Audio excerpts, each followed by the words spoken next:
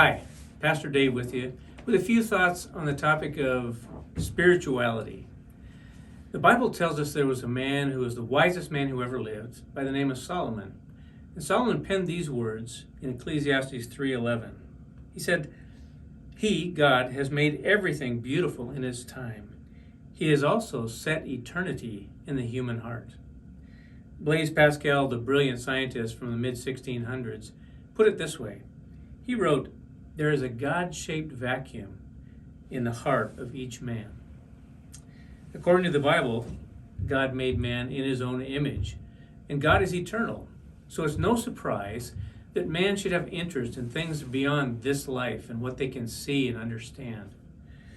Men and women throughout history, in every place and every time and every culture, have longed to understand how they fit into this larger scheme of the universe, what exists in time and space beyond themselves.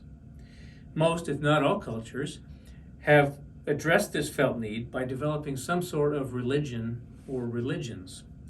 They've worshipped such things as the sun, the moon, the stars, the earth, or just idols, things seen in the known universe. I think of religion as man seeking God in his own efforts to find God or something eternal that explains what they see around them. I've been in Christian missions for over 44 years, and I've seen a lot of things around the world about this concept of religion. I've seen the huge statue of demons and idols and so-called Hindu holy men in India who are oftentimes mutilating themselves in an effort to please their so-called gods. I've observed the amulets on the wrists and the loud incantations of the Muslims in Senegal who are trying to please Allah by their legalistic commitments. I've been in empty giant cathedrals in Europe where disillusioned followers have simply stopped attending. I've met with witches in New Zealand and cultists in the state of Washington, all seeking something outside themselves. I've seen my neighbors travel recently to Japan and Mexico in search of spiritual truth they thought they could find there. I've been inside a beautiful Sikh temple covered with silver in India, and inside found people worshiping a sword hanging by a rope. I've seen in Jerusalem and observed the Jews, Orthodox Jews, perform all sorts of legalistic things in an effort to please their God. I lived for 10 years in Utah among the Mormons and saw the many ways that they try to work their way to what they call heaven. And I've had friends tell me that their worship is to get out into creation and just be in the outdoors. People really are seeking something spiritual to fill the void that they feel. But those don't satisfy. I want to give you the full quote by Blaise Pascal. I gave you only part of it before. This is what he said. "There is a God-shaped vacuum in the heart of each man, which cannot be satisfied by any created thing, but only by God the Creator, made known through Jesus Christ." We all sense that we are made for more than just these few years on this broken planet. Made implies a maker and relationship. The Bible teaches us that God made us for relationship. Think about it.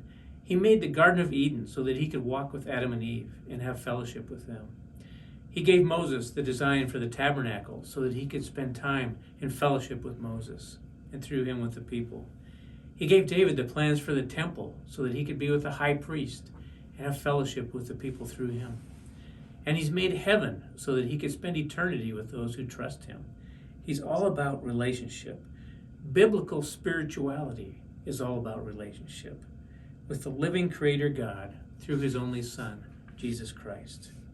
As opposed to the broken way that the world looks at things, at spirituality, the religions and so forth, Christianity offers a relationship with God through his Son, Jesus Christ.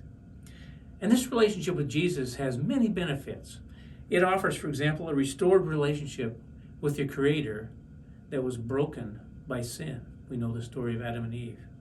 A relationship with Jesus is eternal, and it is with a living God in a place called heaven that he's made for us. A relationship with Jesus brings real power in our lives. Many of us remember the story of Om from India. and how he was almost overcome by the Hindu evil spirits. But the God of heaven intervened with real power. There's power in a relationship with Jesus. There's also truth. In a relationship with Jesus, it makes sense of the world around us and all that we see. It just makes sense. And then lastly, a relationship with Jesus meets our longing for something that is beyond ourselves in this broken world.